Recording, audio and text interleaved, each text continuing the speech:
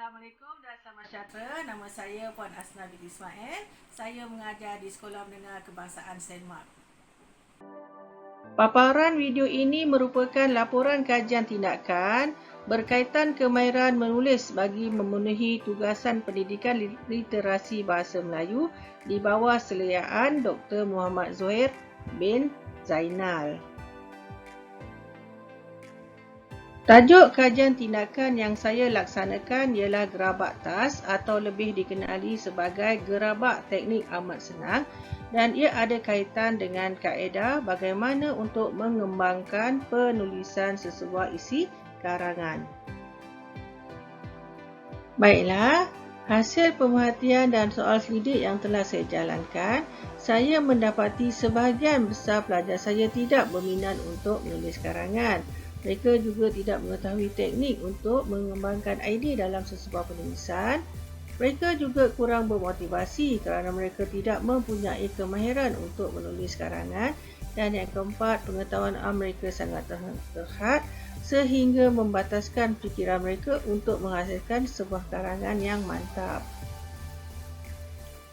Kajian ini adalah kajian tindakan yang berkaitan tentang proses PDPC. Subjek yang dipilih ialah subjek Bahasa Melayu Sekolah Menengah Atas, dan bidang yang menjadi fokus kajian saya ialah kemahiran menulis karangan. Untuk objektif kajian, saya akan melihat objektif kajian secara umum dan juga objektif kajian secara khusus. Untuk objektif secara umum, kajian tindakan ini adalah untuk menambah baik proses PDPC guru melalui penyelidikan dalam mata pelajaran Bahasa Melayu Sekolah Menengah Atas. Manakala objektif secara khusus, melalui kajian tindakan ini, saya amat berharap pelajar dapat menulis sebuah perenggan isi karangan yang lengkap. Pelajar dapat menjawab soalan peperiksaan bahagian A, iaitu bahagian penulisan karangan dengan baik. Pelajar dapat meningkatkan kemahiran berfikir dan pelajar dapat motivasi supaya mereka tidak berputus asa untuk menghasilkan sebuah penulisan karangan. Kumpulan sasaran yang menjadi pilihan saya ialah seramai 11 orang pelajar tingkatan 5 yang terpilih dari kelas tingkatan 5R. Jumlah pelajar lelaki ialah seramai 3 orang, manakala pelajar perempuan ialah 8 orang.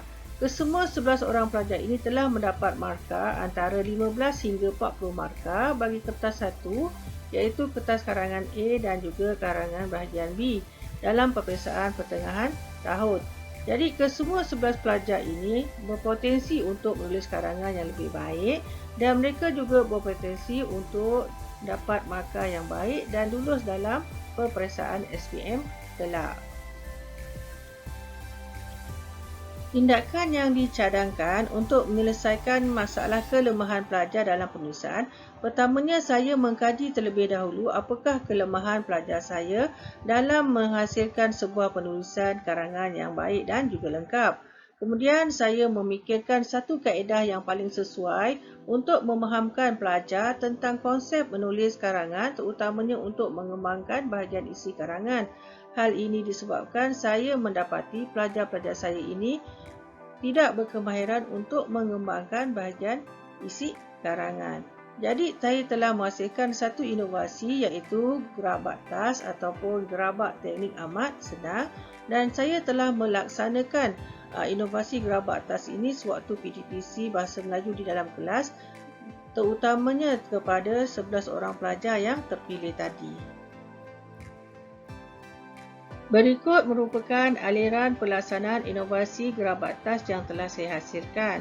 Pada awalnya, setelah mendapat skrip jawapan pelajar dalam peperiksaan akhir tahun, saya telah membuat analisis item tentang prestasi pelajar bagi kertas 1, iaitu kertas karangan A dan juga kertas karangan bahagian B. Hasilnya, saya telah memilih 11 orang pelajar yang berpotensi untuk menulis karangan dengan lebih baik. Hal ini kerana mereka hanya mendapat markah di antara 15 hingga 40 markah bagi kedua-dua bahagian kertas karangan 1 tersebut.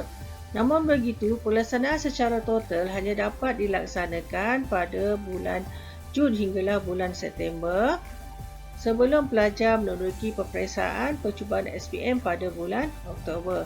Jadi sepanjang bulan Julai, Ogos hingga September, saya telah menerangkan konsep penulisan gerabak tas dan telah mengadakan latihan secara intensif bagi semua pelajar, terutamanya 11 orang pelajar yang terpilih, supaya mereka lebih memahami konsep gerabak tas ini dan mereka dapat menghasilkan sebuah karangan yang baik. Jadi apabila PKPB dilaksanakan sekali lagi pada bulan November hingga Disember, saya telah memuat naik video PDPC berkaitan gerabak tas ini melalui laman YouTube. Saya amat berharap pelajar boleh membuat ulangan tonton untuk memahami konsep teknik ini dengan lebih mendalam lagi. Selain itu, diharapkan pelajar di luar sana juga dapat menggunakan kaedah gerabak tas ini sebagai persediaan mereka untuk menghadapi peperiksaan SPM pada tahun 2021 nanti. Berikut merupakan anggaran kos untuk menghasilkan gerabak tas. Yang pertama, kad manila. Yang kedua, kad nota berwarna berpelekat. Yang ketiga, pen marker berwarna dan juga plastik laminate. Jadi anggaran kos untuk kesemua bahan-bahan tersebut hanyalah RM39. Di sini saya sediakan beberapa lampiran yang ada kaitannya dengan teknik gerabak tas ini. Berikut merupakan contoh kad gerabak tas yang dibuat di atas sekeping kertas berwarna. Jadi pelajar perlu melengkapkan maklumat-maklumat yang terdapat di dalam gerabak tas ini. Berikut merupakan aktiviti menggunakan kad gerabak tas. Pada awalnya, pelajar dikendaki berbincang untuk melengkapkan setiap pertanyaan dengan jawapan yang betul yang terdapat dalam setiap petak gerabak tas. Kemudian pelajar setelah berbincang akan menulis jawapan pada kertas berwarna berpelekat dan menampalnya pada setiap petak gerabak tas, dan bagi gerabak yang lengkap dengan jawapan yang betul akan membentuk sebuah perenggan isi karangan yang lengkap. Jadi satu kad gerabak tas ini mewakili satu isi karangan. Berikut merupakan contoh karangan pelajar A. Jadi kita dapati sebelum menggunakan gerabak tas, kita dapati untuk perenggan isi karangan ini, pelajar hanya menulis 4 ayat yang ringkas dan idea karangan ini tidak berkembang.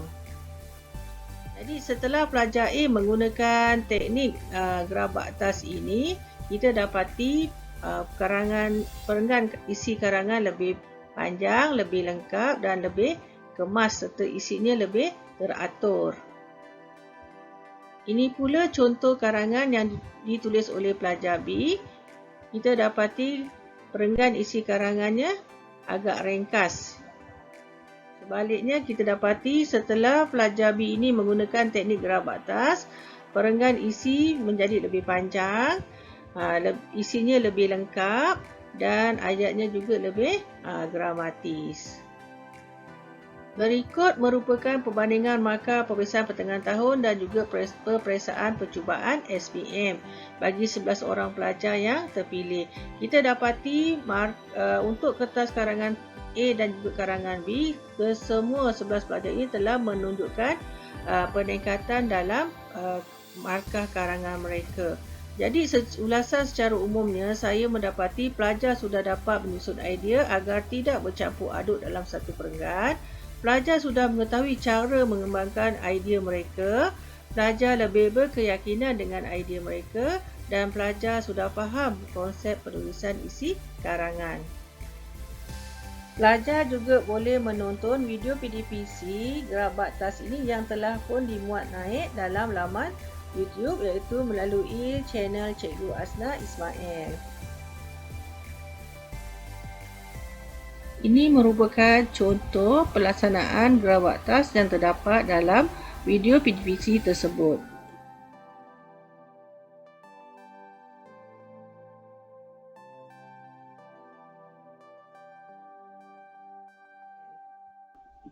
Sekian, terima kasih.